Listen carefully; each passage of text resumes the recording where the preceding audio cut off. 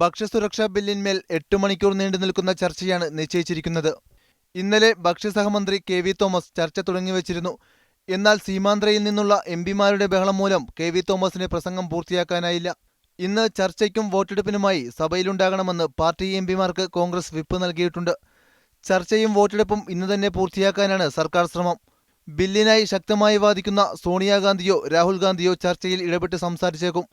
UPA-യുടെ 248 എംപിമാർക്ക് പുറമെ DMK-യുടെയും BSP-യുടെയും പിന്തുണയാണ് സർക്കാർ പ്രതീക്ഷിക്കുന്നത്. BJP-യും ഇടതുപക്ഷവും ബില്ലിനെ അംഗീകരിക്കില്ലെന്ന നിലപാടാണ്. നേരത്തെ നരേന്ദ്രമോദി ബില്ലിനെ എതിർത്ത് പ്രധാനമന്ത്രിക്ക് കത്തെഴുതി. എന്നാൽ ബില്ലിനെ എതിർത്ത് വോട്ട് ചെയ്യാൻ ഇവർ തയ്യാറാവില്ലെന്നാണ് കൃഷി മന്ത്രാലയത്തിന്റെ പ്രതീക്ഷ. അർഹരായവരുടെ പട്ടിക കേന്ദ്രം നിർദ്ദേശിക്കുന്ന പ്രകാരം നിശ്ചയിക്കുന്നത് അപ്രായോഗികമാണെന്ന് മോഡി കത്തിൽ വ്യക്തമാക്കി. സംസ്ഥാന മുഖ്യമന്ത്രിമാരുടെ യോഗം വിളിച്ച് പുതിയ നിർദ്ദേശങ്ങൾ ഉൾപ്പെടുത്തണമെന്ന് മോഡി ആവശ്യപ്പെട്ടു.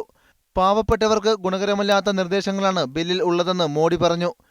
പ്രതിപക്ഷം സഭ തടസ്സപ്പെടുത്തുമോ എന്ന ആശങ്ക സർക്കാരിനുണ്ട്. ലോക്സഭയിൽ ബിൽ ചർച്ച കൂടാതെ പാസാക്കിയാലും രാജ്യസഭയിൽ പരിഗണനയ്ക്ക് വരും മുൻപ് പ്രതിപക്ഷവുമായി സമവായത്തിലെത്തേണ്ടിവരും. ഒപ്പം റോബർട്ട് വാദ്രയുടെ ഭൂമി ഇടപാട് ഇന്ന് BJP സഭയിൽ ഉന്നയിച്ചേക്കും. News desk, media 1.